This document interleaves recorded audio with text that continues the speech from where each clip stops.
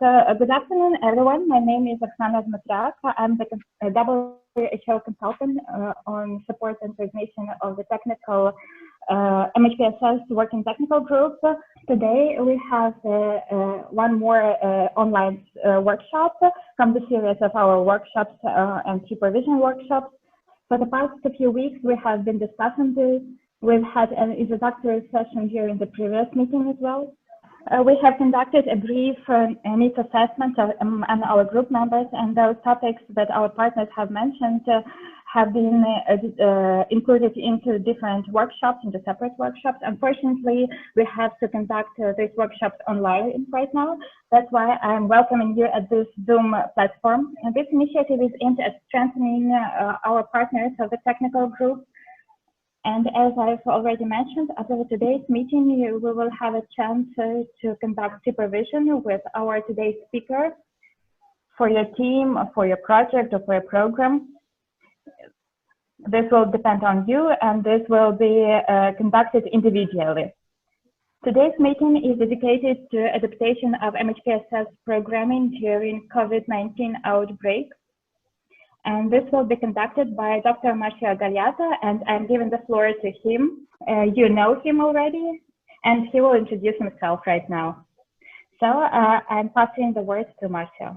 Thank you very much, Oksana. I want to greet everyone. It's such a pleasure to be here, sharing and listening to experiences from Ukraine. So thank you very much, everyone, again for being here at this presentation, at this conversation. I want to thank WHO and the technical working group for this invitation. I see some familiar names already in this room. I was in Ukraine, I think it was last year, facilitating a workshop for technical working group coordinators as well. Because I have been more and more involved in technical working group, MHPSS technical working group capacity building, and this is I can praise this initiative in Ukraine because Ukraine has been one of a very good model of supporting MHPSS technical working groups around the world. Coordination in MHPSS is extremely challenging. No? Coordination in terms of humanitarian response is already extremely challenging. So it's not something that's from the MHPSS sector per se. So it's good that we have forums where we can better coordinate, better share, and support each other in that regard.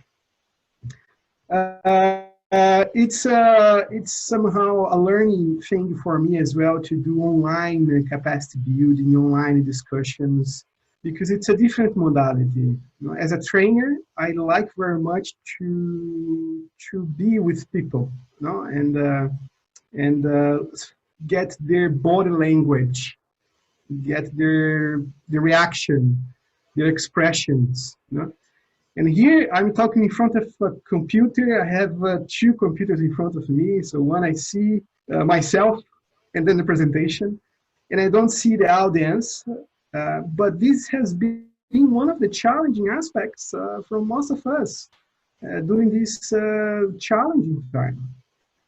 And I think a lot of what we are going to discuss here, we share a lot of common challenge when we talk about others regarding MHPSS. So that's to say, and start with that,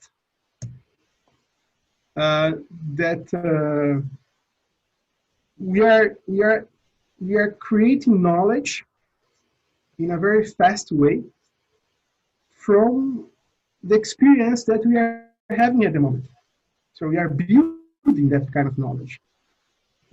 So we kind of try to collect all the knowledge that is being produced in different countries in terms of MHPSS response to this pandemic phase, and put it together, you know?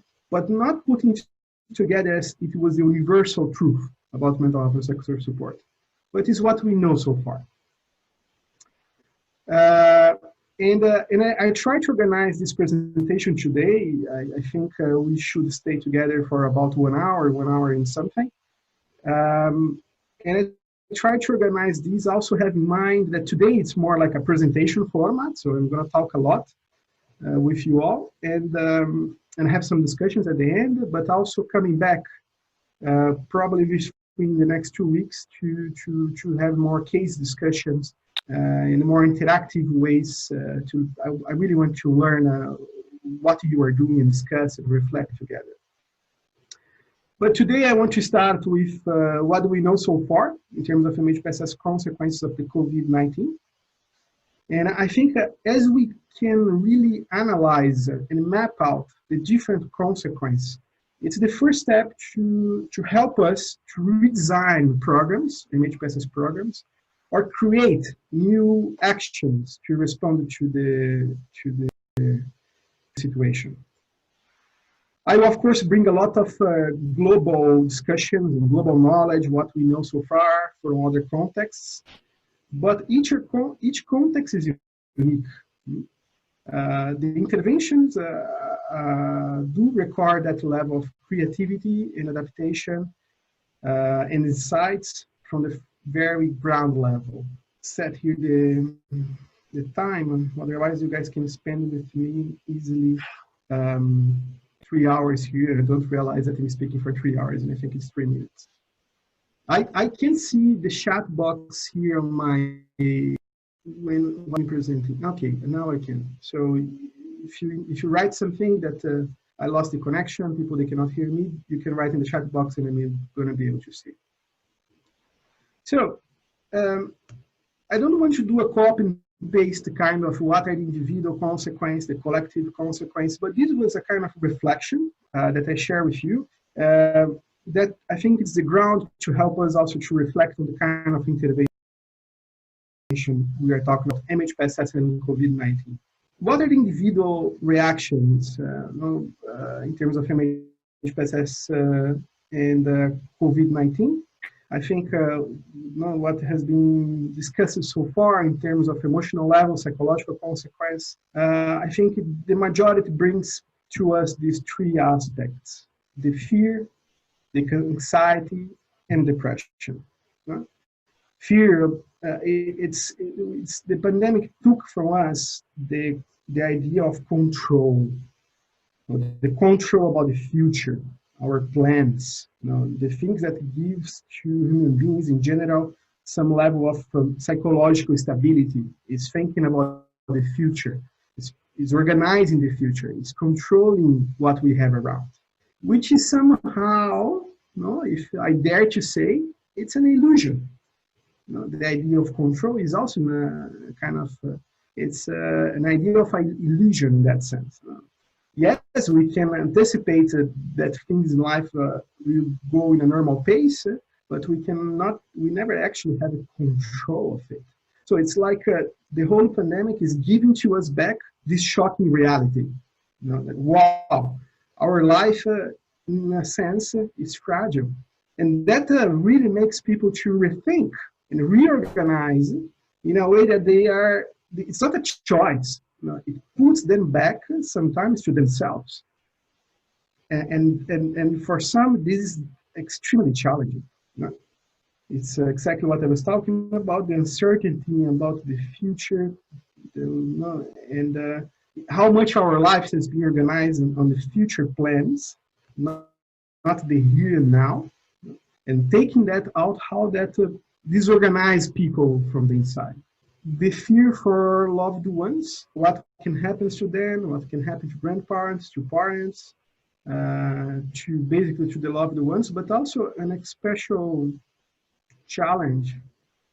I don't know the situation concretely in Ukraine, but I have heard in so many countries, and I'm also overwhelmed, probably as you are, with so many images showing on the catastrophic situation in hospitals, etc. But the complicated thing is that when people they are ill, not being able to see them, to be with them, to visit them. Confinement, quarantine is by default very stressful. several consequences and this has been already, there are research from past experience of the consequences, psychological consequences of being under quarantine in the long term. But I think most of the countries here have some level of confinement, if not coming from the country, a top-down kind of approach. Many people, they are doing that by themselves. It was the case in my country. In Brazil, I think you all probably have heard how messy is the situation there, the political situation there. It's pretty much like the United States in terms of leadership to the COVID response. So I decided with my family to stay home, and I literally stayed 3 months and a half inside of our own apartment. And I just came out for a mission a few weeks ago, and now I'm in Portugal. But during 3 months and a half, I was confined in the same space, doing very little things outside. And the consequence for that has been reported for several, but I also ask you yourself, you know, and when you talk about families and friends and how they report, how that is challenging in several aspects, how they cope with that, how they respond to it, and you see the range of alternatives and options and what people are able to actually do. But in fact, there are several things we could be speaking about, and it can be a webinar by itself talking about confinement and quarantine consequence. But in particular, what is very worrying is the increase of intimate violence inside of the house, which is extremely worrying. The challenge in terms of people really overwhelmed in terms of balancing this new reality of staying home, balancing work life. I don't know if you remember a video that went viral a few years ago, that a guy was doing a presentation, I think it was BBC or CNN. So he were very well dressed, etc. And then the reporters asked him something. And then suddenly his son, little one, opens the door, comes to the room, and the wife grabs him and put them back outside of the room. And that was really hilarious because he was really trying with his hand, trying to push the children back while giving a very serious speech. And that went viral, his presentation, exactly because of that situation, because it was at the first moment embarrassing, but later on turned to be quite hilarious. So he became a famous person. And even the journalists also joke about that, and that gave an incredible audience. But that's not the point. But I do recommend that you watch it on YouTube because it's very funny. But now that is the reality. If something like that happens nowadays, it's kind of taking that as a normal kind of new environment, the new normal, let's say. And how stressful that can be in so many ways. We have seen an increase, let's say, coping mechanisms that we already know during stressful situations. Some people, they do use what we call as very bad coping mechanisms to handle that situation. So alcohol increase has been a lot, but then it's a reflection, like it drives us as a reflection. And that's why it's important to reflect about how people, they are reacting, the impact on individual level, because it helps us to think, how do we address that kind of situation? How do we respond to that kind of situation? For instance, in South Africa, there was a top-down decision, let's not sell alcohol anymore. And that I could see on my Facebook friends from South Africa really getting overwhelmed for not being able to have that. I'm sorry, and it's my hotel room. I don't know why they are calling here. So, it was not a baby, it was not my son, my lover, it was the hotel room. Ringing. You see, I cannot see you guys laughing from my joke, which is terrible. It's terrible. I hope you had a smile at least. But we also need to think about the individuals that they are active addictions, and they have active addictions.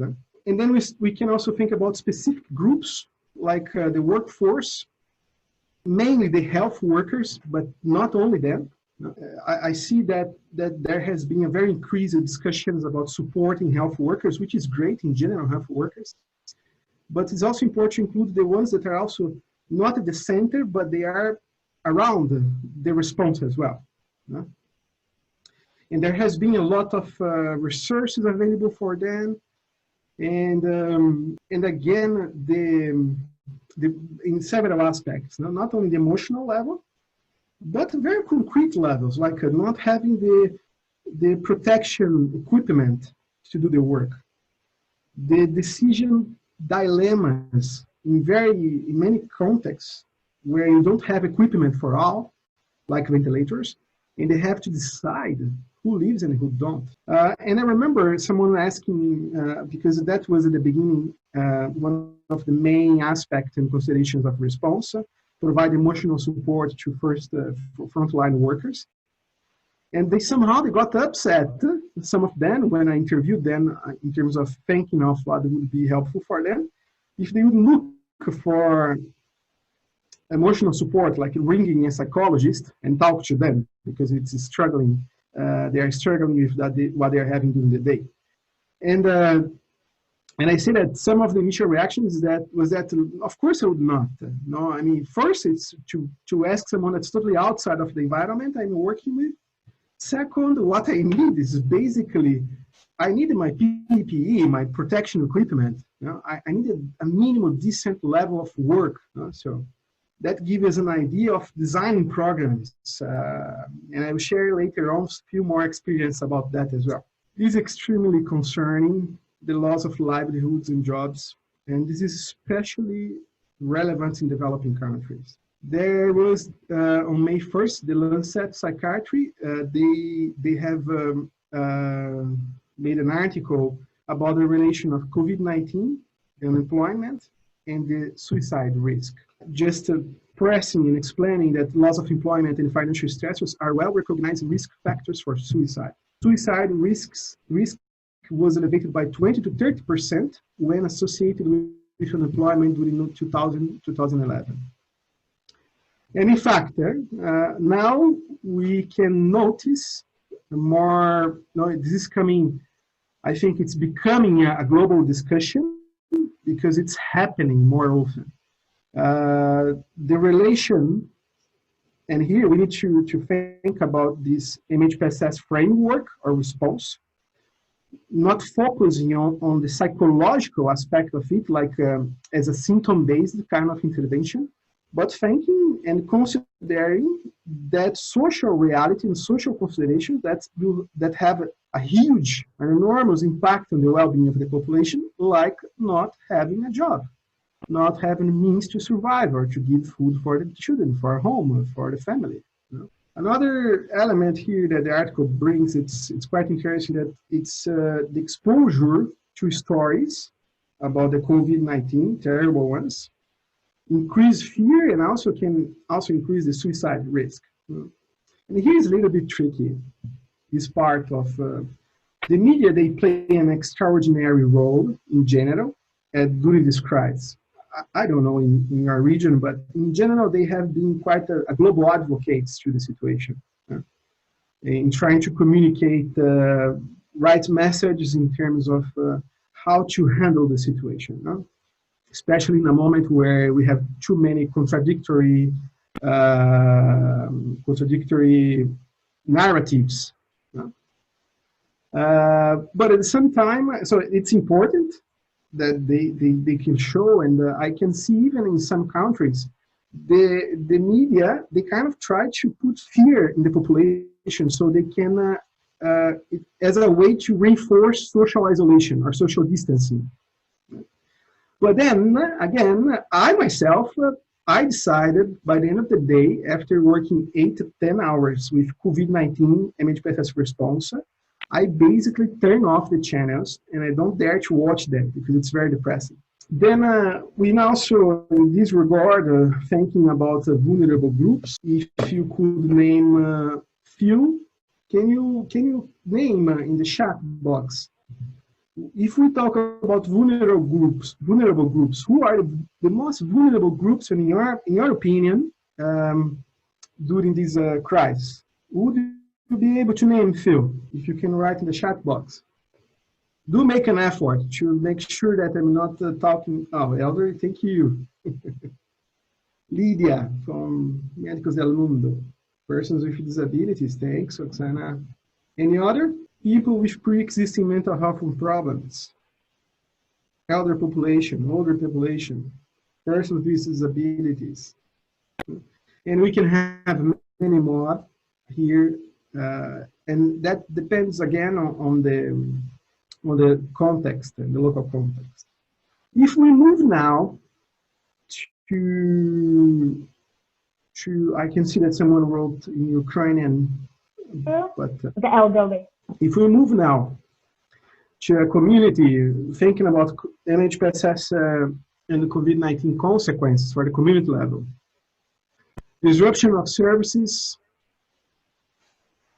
or avoidance of health facilities. And this has happened in many contexts. In many countries, mental health services or mental health facilities, community-based mental health facilities around the world, they have shut down during this crisis, which is extremely concerning. So there is the response was like, we can't have people at the same place, so people they will not let's close what's considered perhaps the very not life-saving kind of situation. And you also have that kind of reaction where is the second wave of the pandemic. People, they start avoiding health facilities to get treatment. I was talking to a doctor, very distressed some time ago, where she couldn't believe that two of her patients, both of them, they gave birth recently, so they had newborns, and both of them, they have an infection, urinary infection, which is easy to treat. But both of them decide not to go to the hospital, to not look for help, because they were afraid of going to the hospital, to go to a health facility. When they were so sick that they had to go to a health facility, both of them did not survive.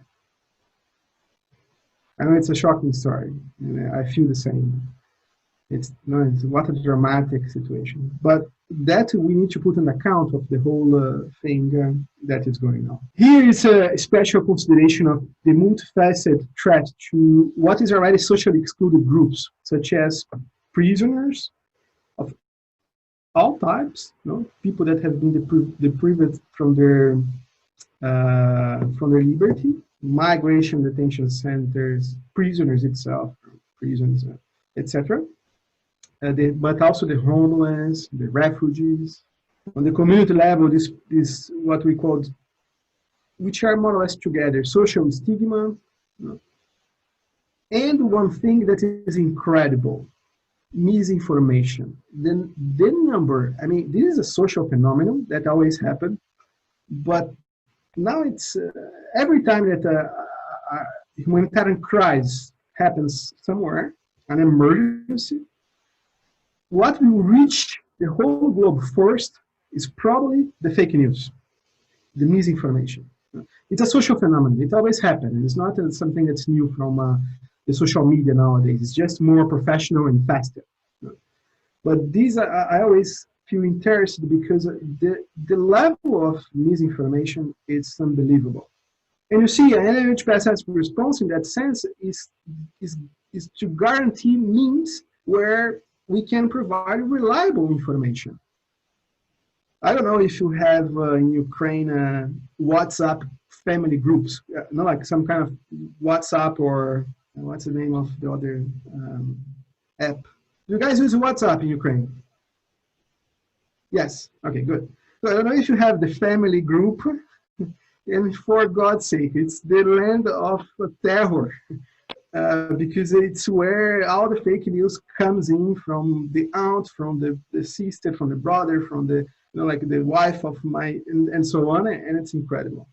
And Viber too, yeah, it's the same. All the social media channels in that sense. This is concerning. the deterioration of trust in government agencies and social networks. Well, let's say that government agencies should be the primary source of reliable information. No? But that's opposite to what we see in so many contexts. And here is something that is now, I'm really glad to see a global level discussion, particularly dedicated for mental health and psychosocial support, considerations about loss, mourning, and burial practices and rituals. I think everyone in the whole world, they are facing situations like that, of not respecting what would be the usual practice for burials. And we know as mental health and psychosocial professionals how important that is for people on the way of processing the experience, realizing and dealing with the suffering and of that missed person. For the person that has passed away, the loved one, the importance of the rituals in helping to give words to a pain, to a suffering that often are not able to be named. You know that, I don't know if I would be able to say that story in English, but at least in Portuguese, when you lose a husband and a wife, you have a name, widow. When you lose a father or a mother, you become orphan. But when you lose a son, there is no name for that, because it's the pain that cannot be named, you see. So, not only the violence of such a pandemic coming through, you know, and losing loved ones without being able to be with them, to visit them, and then suddenly they die and there is no ritual in many contexts, basically because it's not allowed, you know? Or if that happens, it's extremely like 5 minutes and very few persons. What can we do about that? What we can offer in this sense, in this kind of context, to help people to live somehow their loss, their mourning, their burial practice. There was an interesting webinar that happened, I think it was last week or 2 weeks ago, from the I Ask reference group, facilitated by UNICEF and I Ask reference group, which we can send the link later on to you, and I think it's worth to watch. And here I want to give a special attention, because at the beginning, the COVID-19 impact was pretty much in the north part of the world, you know? China, then Italy, then Spain, you know? And then now Latin America is especially vulnerable to that. It's getting to the peak of the situation. And I think it's important to reflect that the COVID-19 impact in developing countries, it's not like starting from the pandemic, but it's basically a lot of it, the exacerbation of all the challenges with the mercy of new ones. Poverty, countries where it was already a situation of struggle, and the wave of COVID-19, it's a wave that is already adding or exacerbating the situation that was already fragile. I was having a conversation yesterday about with a colleague in Peru, in South America, and talking about the hospitals, and it's pretty much the same in many countries in Latin America, where the health system, the public health system, was already collapsed. So now this is just adding the situation. And then here is something that we are still, the whole globe is also worried about, which is the negative impact of the economy. And the consequences are exacerbation of inequalities inside of the country and between countries. And again, when we talk about this, it's not to look at as a negative, terrible, the end of the world kind of perspective, apocalyptic perspective, sharing that. But it's to think ahead, to help us to think ahead of what is also coming after the COVID-19. on how to prepare ourselves for that. And I do acknowledge, and that we need to have in consideration, that talking about some safety measures in some contexts is not the same as in other places. So telling people to stay at home, so doing that in some wealthy countries is very different from doing that in places where this is not feasible. It's not really possible. And we need to acknowledge that, not just say that, well, we have to do it in any way. No, that needs also deserves a special consideration. And then it leads to one of the very key messages I want to give here in this presentation, which I consider the risks of instrumentalization of the COVID-19. First, we already know, it's not a surprise anywhere, which is the political instrumentalization of the COVID-19 as such. The instrumentalization of the pandemic and many policy decisions, policy changes. If we see in some countries, presidents not using masks intentionally, minimizing the message to the community about the consequences of the COVID-19 or the risks of the COVID-19. And very, very sadly, one of the things that I think it's most sad from this moment of the COVID-19 is exactly transforming this pandemic, which is, of course, a health issue, but also social issue, etc., in a political dispute. So it kind of drove to a direction of global polarization. The believers of it or not believers of it. So there is a clash of narratives about the reality of it, but also how to deal with that. Mental health and psychosocial support is not far from it. And this is something we need to be quite cautious about, which is instrumentalizing mental health consequences in favor of some very tricky political discourse. Let me give you one example. So some governments are saying children, they are very stressed. So they are having mental health consequences. And because of that, we need to reopen all the schools. Or people, they are really becoming sick. They are developing some very serious mental health problems because they are not working. So let's reopen the work. And that is, behind this kind of expression is not really the concern about the persons. So we need to be quite cautious about how the potential instrumentalization of mental health discourse for inside of this current polarization process. And then here I come with my first, I would say, benchmark perhaps, or let's say the first core aspect and message for this presentation today is to respond to all this reality. The first step is a human rights-based approach to COVID-19. MHPSS to COVID-19. In a way that to respond to the emergency, this global emergency, global situation, is to put people at the center of the process.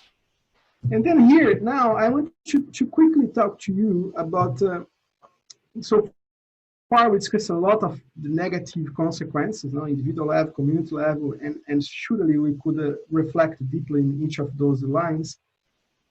But then I react, what about the aspects of positive functioning in response to the COVID-19?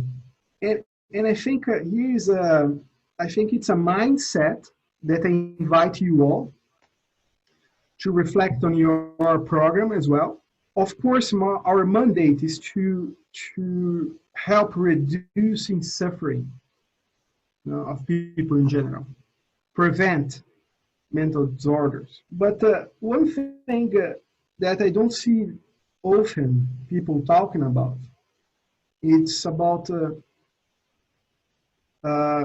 what from all this experience we can become. When this was all starting and we were thinking about the future, let's say in a terrible way, like this is going to change the world, We don't know the size of it. We don't know how fast that will reach people, etc. We don't know. There are too many things that we don't know yet. But let's say 3 months ago was even worse. I recall about some experience in war. When in the middle of a despair, and people they are in the limit of a dehumanizing experience, how reconnecting to our own values, how reconnecting to our what makes us humans, a humanizing approach, can be a source of resilience, resistance to all these very difficult times. And so what can we create and put in place as a program approach, as a messaging to the communities that might facilitate that kind of position, that kind of presence in face of challenges? There are too many things I cannot do with this situation, like it's not my choice often, the loss of a loved one, the confinement, but what can I do to the situation that is at the present in front of me? So, it's a sense, what is called as aspects of positive functioning, which I think is too technical to describe such a incredible opportunity as well, to reconnect to compassion, hope. And we need to look at that as a target, because if we don't measure that or we don't plan that, we don't see it. But also, I have to tell you that even if we don't target it and we don't see it, it doesn't mean that it doesn't happen. There are so many stories around of people resisting to the consequence of the whole situation in a way that are so creative and give so much hope. You know that story of people, they regain the hope during a moment of catastrophe. It's like a reconnecting to the fundamentals of life. You remember at the beginning of this presentation when we kind of discussed how this whole experience is shaking our sense of being, all of us.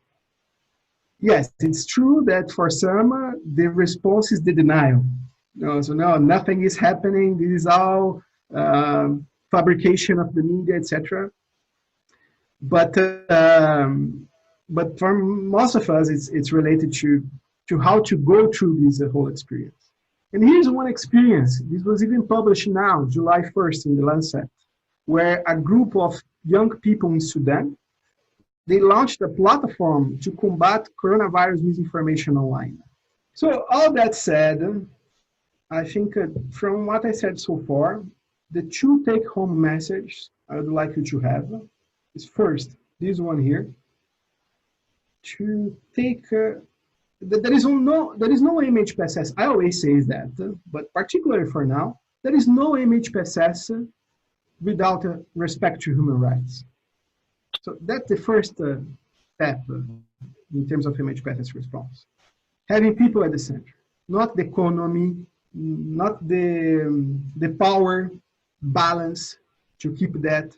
So that should not be at the center of the response. People should be at the center of the response. And second, take-home message is how can we look at through this crisis as also an opportunity,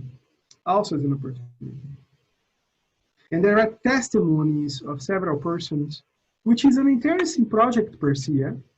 I haven't seen yet a structured project where we try to voice, to acknowledge that, and voice their experience in that sense. And here now I'm going to talk, it's going to be quicker. What are the global response? Probably I assume that this, for MHPSS practitioners in general, you're probably aware of those two.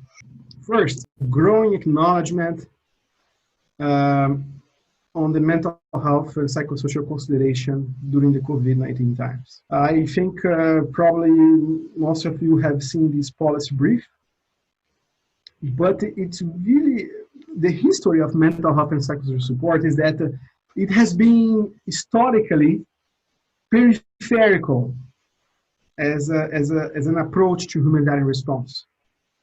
There was a time where we had to make a lot of advocacy to understand that MHPSS is a priority action or it's an important action. No? But it's so badly funded that it still in practice leaves MHPSS outside of the mainstream of humanitarian response. So to have the Secretary General speaking publicly and openly about that countries, they should have an action plan where it integrates mental health for the COVID-19 response was a big achievement, a huge achievement in that sense. It was a message that helps a lot.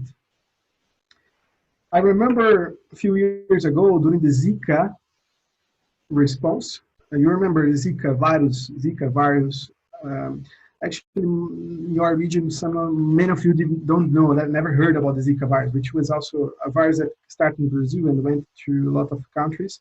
I was trying to reach the Minister of Health to integrate mental health response in the Zika response.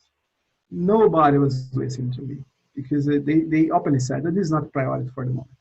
But at the time that there was a decision in Geneva from WHO that they developed a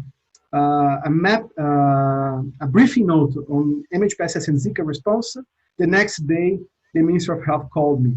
So that is why it's important to have such important persons, politically speaking, in favor of those actions.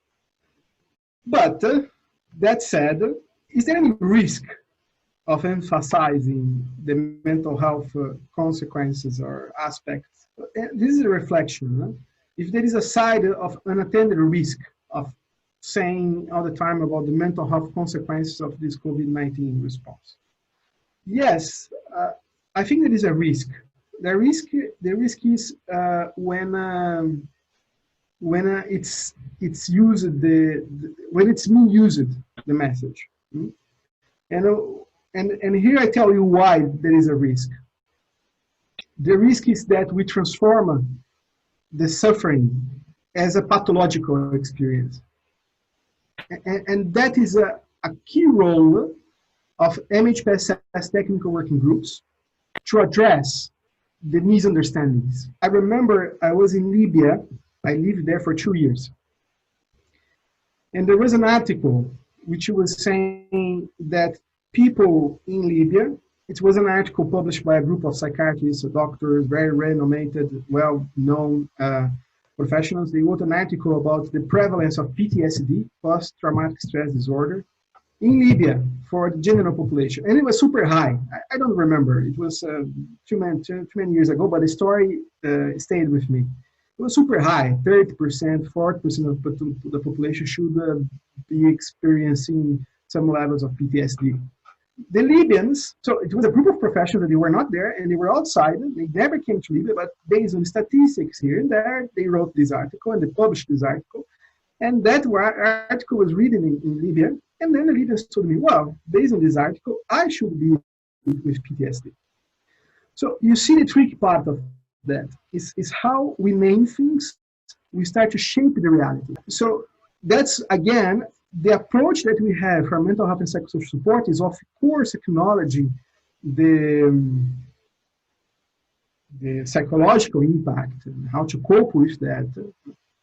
But be careful with the prophecies, what people will become, what people will develop. People that are doing well, but they don't have fears, they don't have anxiety, they don't have depressions, let's say, to put at them that they should be feeling like that. So if they're not feeling like that, there is a problem. You see, I'm not saying one or another. Huh? I'm just trying to give you some reflections about how things also can go to a different direction also. I think most of you know these interim briefing note, which was we developed it at the very beginning of the response in February. It was really fast, has been translated in 24 languages. It was a collective action, so many hands behind the writing this briefing note.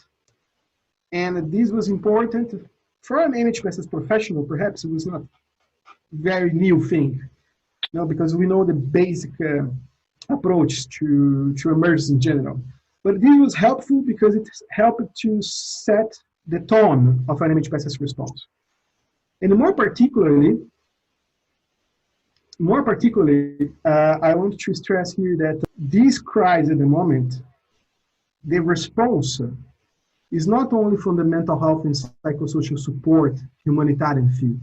We have universities, we have psychological associations, psychiatric associations, Ministry of Health, people, communities that they have never heard about the word mental health and psychosocial support as such.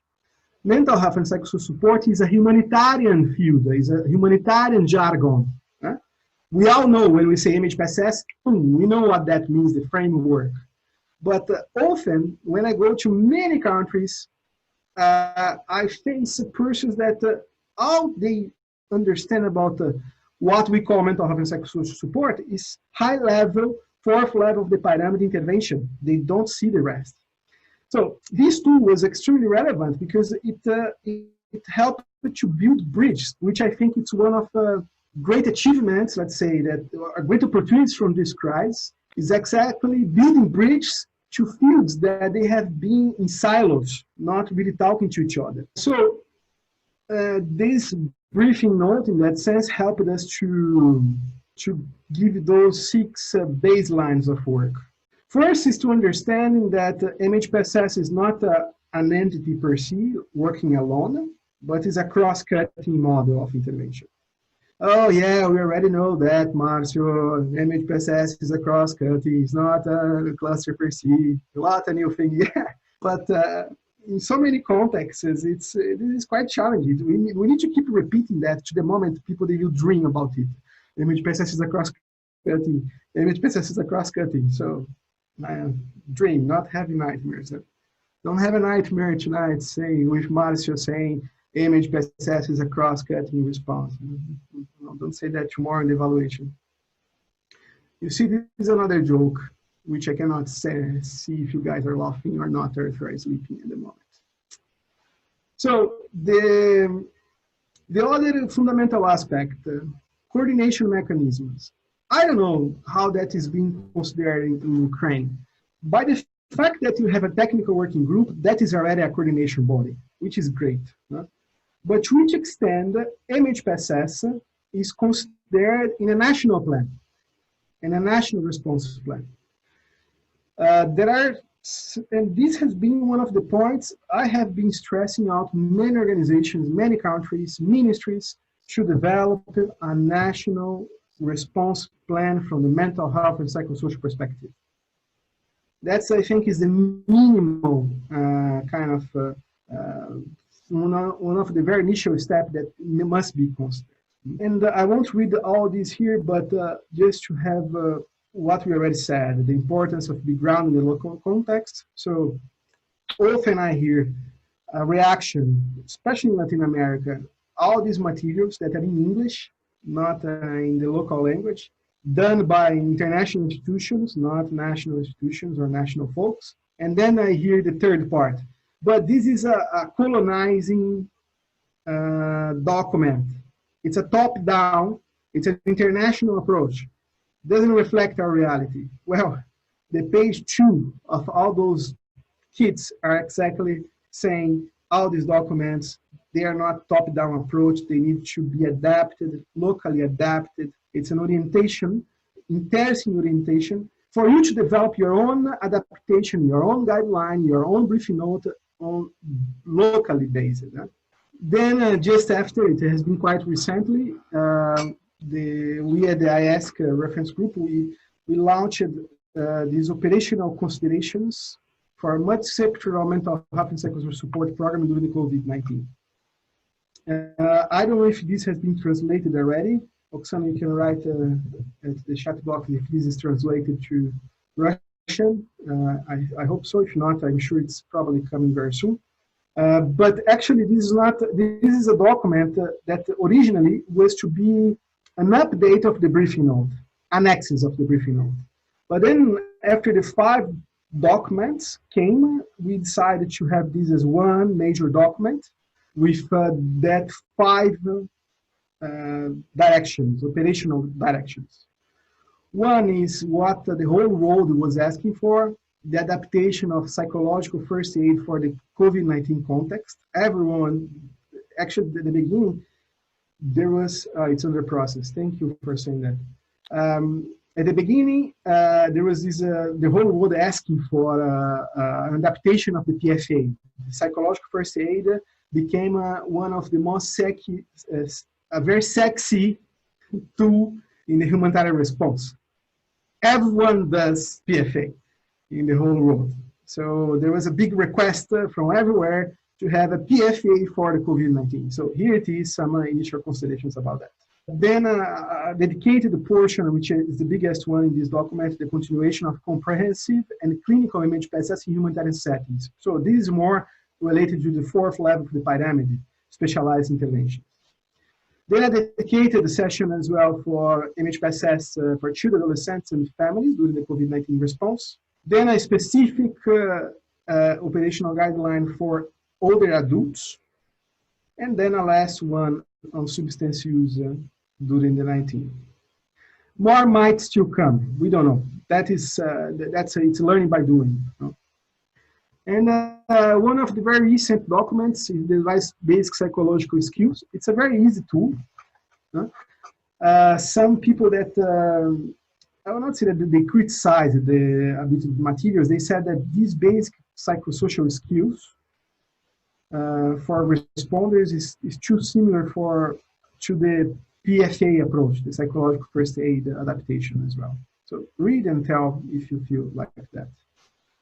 But it's a very practical-oriented tool with 5 models. You know? It's for the persons, the professionals, the responders. It's for themselves to read and to work through. So, which one is related to the model 1 is related to the well-being.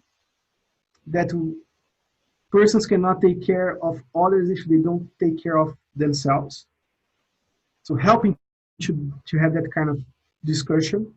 I helped to write this document, and I remember this reflection of, you know, like helpers in general, persons like you, like me, we tend to believe that we exist to help others, and not so much look to our own needs. No, the priority is not me. The priority is the ones that are there in the front line, that they're doing the real work. Is not myself. Right? And that's very pitiful. That's the way, the direction to clash. And I'm sure that many of us here might have some experience about that too. Right? Good lessons learned in the history to share about that. Then the model 2 is to supportive communication, helping, you know, some tips in helping to communicate efficiently. The model 3 is how to help themselves to regain control of the situation. Model 4, supporting people who are experiencing stress, how to calm them, actually, some techniques for that, and how to refer to specialized services or when to refer to specialized services. And then the last model is helping with specific situations like law enforcement, displacement, refugee situations, and how to help them. But don't go, because looking at this, you think that, wow, this is all I want to know about that subject. No, it's a very practical and orientation. It doesn't give that level of substantial information for practitioners like you. And here, I want to bring you some final examples, working with communities in type of COVID-19. I think this is one of also take-home kind of approach. And I have been stressing that a lot. At the beginning, the first wave of MHPSS response was pretty much remote support, you know, offering phone lines, hotlines for people to respond to. There are several lessons learned about that as well. We might be able to talk later. But I have been stressing that giving that kind of, if you only give to a community, to the society, if you're feeling stressed, you have a phone number to call. I dare to say that this is there is a risk that we are doing harm if it's done alone. And why is that? Because we might be giving a message where we say that the only way that persons they can be supported during their struggle is through a professional help, through a professional line, which is not true.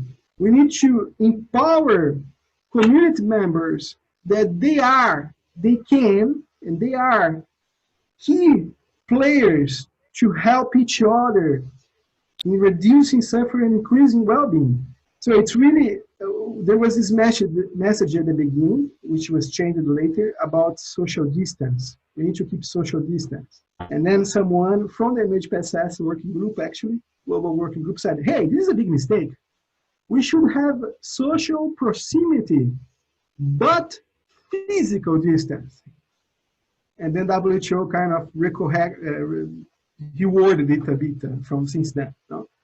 Because it's a time where we should help people to be socially connected more, using the technology that we have, helping each other in that sense, but maintaining physical distancing. And to do that, and here are very practical ways. First of all, how to work with communities in that sense in time of COVID-19. First, is a kind of reflection in how the communities organize themselves to protect children and other vulnerable groups. Then, once you understand how they organize themselves, it's working with the community to implement safe and effective ways of protection of response. So it's not for the community, it's with the community. And here are a few suggestions. Safe, child-friendly space, and effective awareness raising in light of COVID-19. So community awareness, message or strengthening the family and caregiving environment. And there has been some message around that already, which is quite nice to see. Not from the MHPSS working group, from associations around the world. A lot of tools, small tools, like the My Hero Is You. No? That is a very interesting tool. And how to monitor and make referrals on highly vulnerable children, families, and cases. Emphasizing that the health, safety, and well-being of community members, it's something that we care about. And as well, be creative and learn new skills. Here's an example. I list this quite quickly because I can see that it's almost 1 hour that I'm speaking. This is an example in a community engagement in Lebanon, where there was this organization engaging faith leaders. So, first of all, there was this assessment, how this community works, how communities organize themselves. Why faith leaders? Because of their role in the community, being quite influential. This is an example, which I wish I could have as well in my own country. So it's then I realized that during this assessment, so faith leaders, they are a target group. Let's support their initiatives that promote safe and healthy behavior. Let's help them because they are community representatives. They are community leaders, community representatives that people they follow, they listen. So the way that they set the tone about a behavior, it does influence the persons around. So it's helping them in talking about fear and stigma in the community. It's helping them in their care with the vulnerable groups. And it's helping them to connect with other protection systems. And here's the last, I would say, content slide, where I have a few experiences to share. I just want to, instead of talking about the countries per se, is the lessons learned from those experiences about, first of all, remote support. It is good to have remote support. It's really good to have lines, helplines. But then I start to, because that becomes such a trend everywhere for obvious reasons, no? In time that we cannot see each other physically. So we use remote support. But I was asking them, the different service providers, how much the people they were using that. And the response was quite, would be a range of response. One of them, which I think it was most helpful, came from Italy, came from Anita, who is going to be one of the persons that will present, I think, next month to this group. And she was mentioning that at the beginning, when you would just make available a phone, if you feel stressed, just call this number, people they would never call. And for obvious reasons. I don't know your experience, but it's not about making one service available, but it's helping, but it's about building bridge to that service. So they had a different idea. They start to be proactive and contact persons, families of that have been confirmed with COVID-19. So they would be proactive, introducing themselves, get engaged in a conversation, and that proved to be quite effective as remote support. And another example that I close here is, I don't know if you know the reality in Brazil. We have the best, the most wealthy people in the world, but as well we have the most, the poorest region in the world as well, in the same country, yeah? The Brazilian favelas. It's incredible to see some good experience in how the community themselves, they organize it without the public or let's say the government orientation. They organize themselves to respond to their own needs. And they know better than anyone else, better than any government, the reality that they have in the community. So they organize like small leaders around the community where the role would be to monitor that specific area. And if they get to know that a person is sick, they would support with the transportation to a health facility and also to provide the food or any kind of need that they might have. This has been quite incredible. And it's a response from the community again. And to finalize this presentation, I don't know if Oksana was able to share this with all of you, but I do advise you to download this toolkit. It was, we developed that at MHPSS.net. I think many of you might have the same experience that I had, which was having an overwhelming, feeling overwhelmed with the number of researches coming out in terms of MHPSS and COVID. It's incredible. So we decided to map them out and organize them a bit and offer to the field. So we have here almost 350 resources in total, and they are not duplicated ones, they are unique ones. This is the version 2.0. We had, it was launched just a few weeks ago. From the version 1.0, we had 230 new research since the first version, and updates, research that was just updated themselves. And we have 46 research that has been translated into 99 languages. So this is just for you, probably there are several resources there in Russian as well. So you can see the Russian, click there, and then you're gonna download that document automatically. And this is just to see the range of directions we can reflect about MHPSS in response for the COVID-19. It's all around those different subtopics. We have a section dedicated for country response plans. What are different countries, how they are taking MHPSS in consideration in the response. So we're talking about 30 documents we were able to identify. Some are few, I would say, are quite good. Others are just one line mentioned, but still it's there. Specific documents for the ones that are doing programming on remote support, here it's what we have been able to identify. They are not like documents from before the pandemic, old documents. They are, most of them, they are documents that have been created for the pandemic response.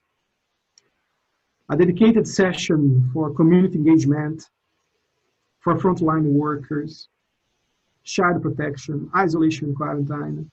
One that I particularly like very much in this last update was this, which is showing the growing understanding and needs It's this new section on consideration around loss, mourning, and burial practice. And then I kind of give it back. We have a toolkit in Italian, totally in Italian, so it's not a translation of one document to another language. It's the mapping of what has been available in Italian, and we have the one on the right the one on the right is the Italian one, the one on the left is in Spanish one, and we have a Portuguese one being launched very soon. What about having in the technical working group this as an activity? Mapping and curating and organizing MHPSS and COVID-19 toolkit in Russian, in Ukrainian, that could give back to the field. It's really not complicated to do that. Can be done or not in partnership with MHPSS.net. The English one we did by ourselves, but the Italian one we did with SOS Children's Village in Italy. The Spanish one we did with WHO, which is PAHO in Latin America. It's called PAHO in Latin America. So that is a suggestion I also leave to the group. And here I finish this long presentation, and we open for questions, for discussion with the group. Roxana, back to you. Yes, thank you, Marcio. For the last one, we've been encouraged to do that for Ukrainian context and for Ukrainian language by FAMI as well. So we are considering, because there are a lot of Ukrainian versions of those tools already, and we were kind of keeping the track of them manually, but also there are a lot of official translations into Russian, because Russian is one of the UN languages, and that's why the translations comes first in Russian and easier to be available. So yeah, we will consider those and see at our next technical working group meeting what are the resources and availability of our partners to do that. Yes, thank you.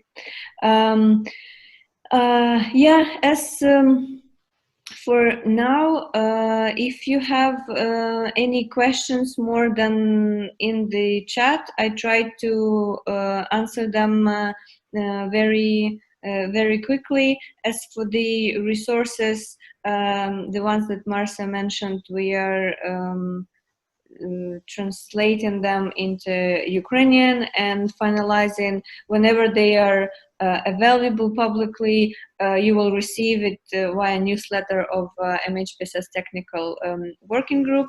And then after this workshop, if Marcio don't mind, we can share his presentation then, and the yeah, and all the relevant materials. Anna is writing in the chat. Thank you again. Defining human rights approach is planning the response to make it efficient and meaningful. Yes, thank you, Anna. If you have more, yeah. Yeah.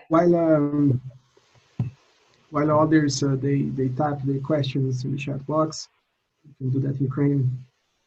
But just to say that you know, there are very practical considerations when we consider a human rights-based approach for MHPSS response, based on what Anna just said as well.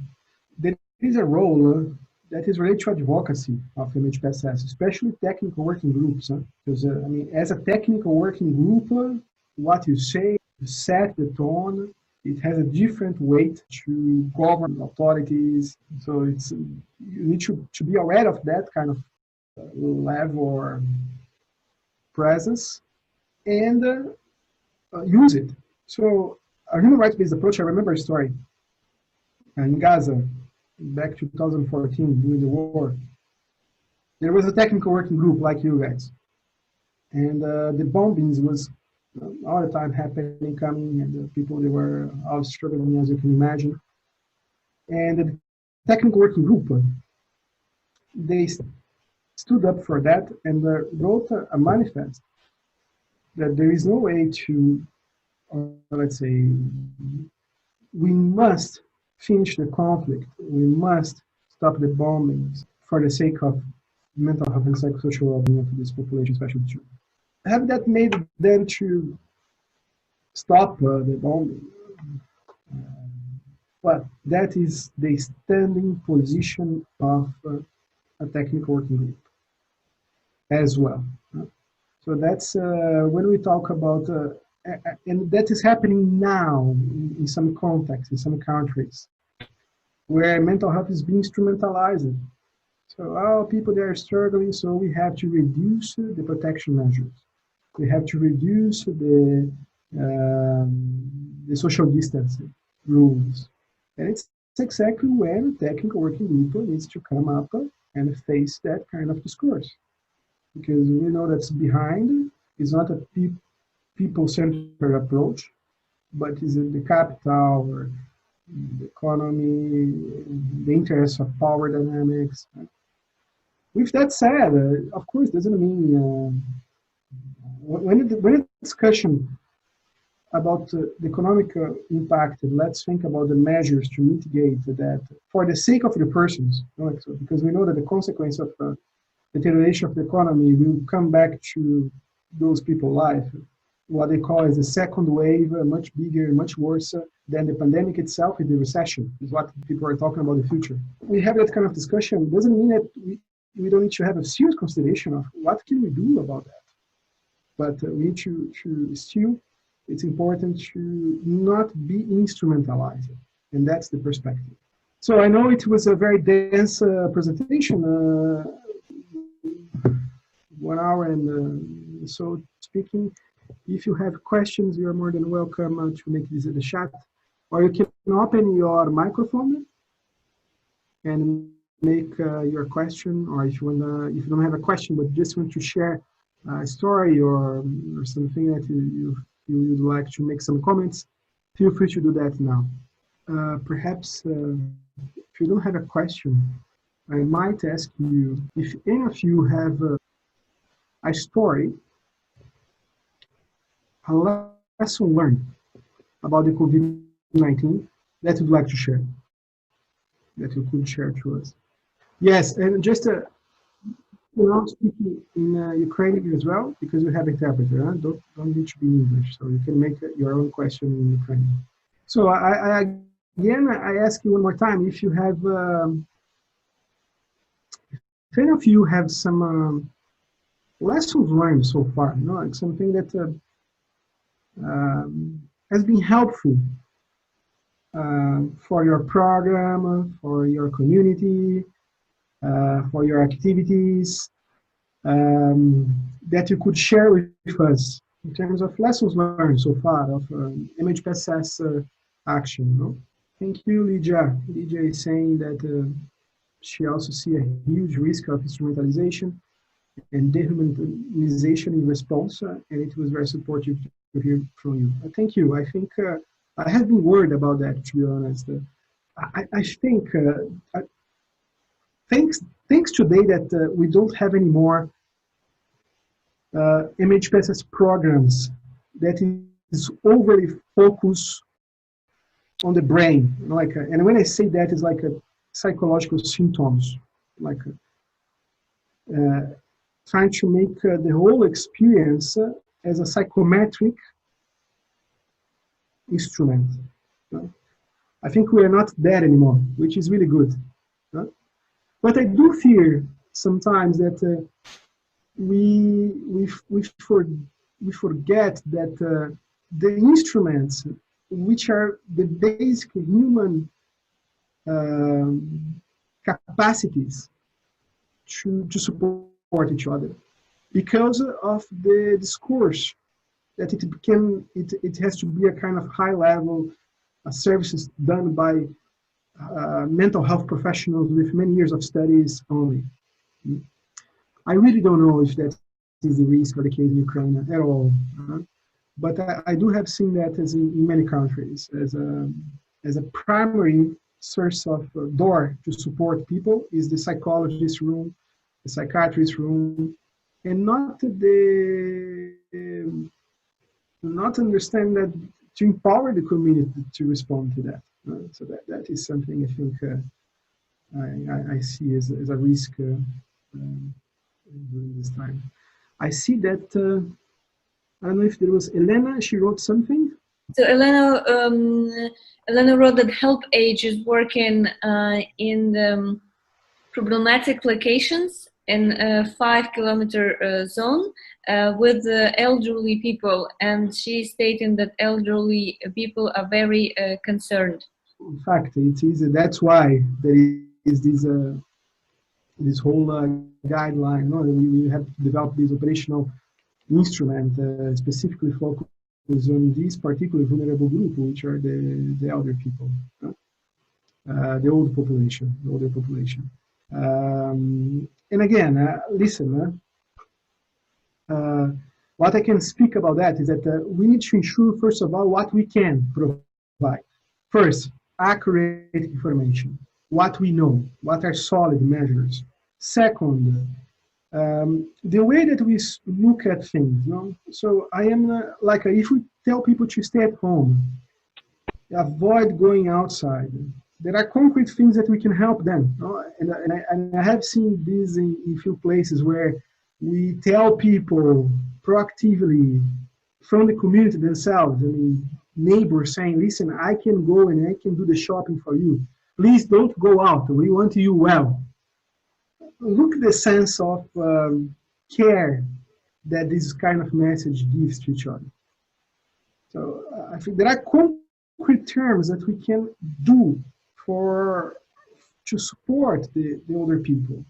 Like, for example, I have done myself that in my own building, is to getting to know where they are, who are they, people that I never got to know before.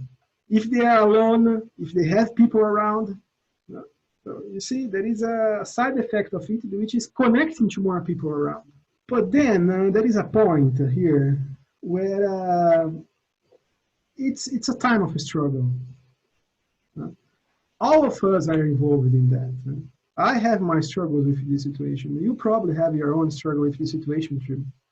It's a moment where, again, it's an unprecedented time in our lives, for all of us, for this whole generation, and actually perhaps for a few generations. Let's understand and acknowledge that we live now with certain level of uncertainty. And to kind of, I don't like this expression much, but I think it does describe a bit of what I'm trying to say, which is normalizing some of these feelings that we are having now, So to be worried, if you are an older person, you have people around you that is dying because of COVID-19, etc. It's normal to be worried about that. So it's not to take the program or action in MHPSS is not to remove that concern, but is to give instruments or take actions that can alleviate that. You see the point? And that's, I think, is the direction of reflection to help in so many ways. I don't like to say use this word normalizing, but it's just to take, because it's a bit tricky. This can have some double meaning sometimes. Normal as a full acceptance of something, and that's not what we want to talk about. Normality as a norm. I'm talking about normalization of feelings to people, to help people to understand that they are not the only ones feeling that way. And again, in moments of uncertainty, being together is much better. And being together in this context means being connected. So what are the things that we can put in place? Being proactively, if we acknowledge that this is a target group, the elders in a specific region, a specific reality so then what would be a MHPSS program responding to that? That would mean, as initial reaction, is mapping them out. Who they are, what are the community resources around, then perhaps helping to understand their concerns, information, lack of information. I often talk to, like a laboratory is my own family. I already told you, the group family, etc. But I have been talking, I have two, my father and my mother, they are quite old, and they are my laboratory in that sense, and to see and to understand the reaction. And I also have seen how useful it is to address this information. And there are good days where people, they will feel more stronger in dealing with that reality. And there are bad days, which is also okay. It's okay to not feel okay, you see? And I truly believe in that kind of approach to mental health and psychosocial support. And as you can see, we're not talking here about a highly specialized psychotherapist or mental health intervention for this particular group. That it's a response that needs to have for many. Access to medication for people that was already using. It has increased enormously the number of medication, psychotropic medication, especially for anxiety in the whole world. That's what I could say. I see there are a few, there is one, I don't know if it's a question or not. Yelena responded to your reply, and she wrote, "Thank you for the reply. Yes, the problem consists in the lack of information in the mass media, and volunteers constantly conduct discussions and conversations with the elderly dedicated to the topic of COVID-19. Thanks for saying that, Elena, very useful. And you know what, one of the actions that can come, the activities from the technical working group could be 1, 2, 3 pages, do and don'ts for the media when talking about COVID-19 and the impact that the considerations you should have when talking about that. You see, again, MHPSS is about talking with the media, creating and helping them to understand their powerful role on populations' well-being, in what they communicate and how they communicate. To finalize the presentation now, I just realized that we are almost 2 hours already. I just want to, I will discuss with Oksana later the next 1 or 2 encounters, let's say, we are gonna have. The next ones should be more focused on what she calls a supervision, no? I think it's more a case discussion where we all can perhaps present a program challenge that we are having to adapt your MHPSS program, given the COVID-19 situation. So let's say you have been doing A, B, C, and D activity, and then suddenly the COVID-19 came and it became a big challenge to the way that you are doing your program. So this is quite a convenient kind of discussion we would like to have in those supervision sessions. If not a concrete case, if you want to discuss other aspects, I invite you all to do so. Instead of writing on the chat box, I will ask later to Oksana. You can write to Oksana, or there is a way of communicating to the working group itself to see what are the priorities for those future sessions that you'd like to discuss, particularly with me. So it's not about, so how I can be instrumental to you all, to your own program, to your own challenge, and related to MHPSS and COVID-19.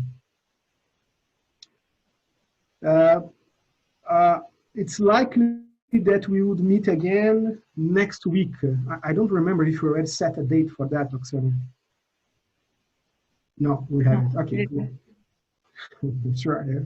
You see, my agenda is but yes, let's say probably by the end of this week, we will come back to when it's going to happen next week.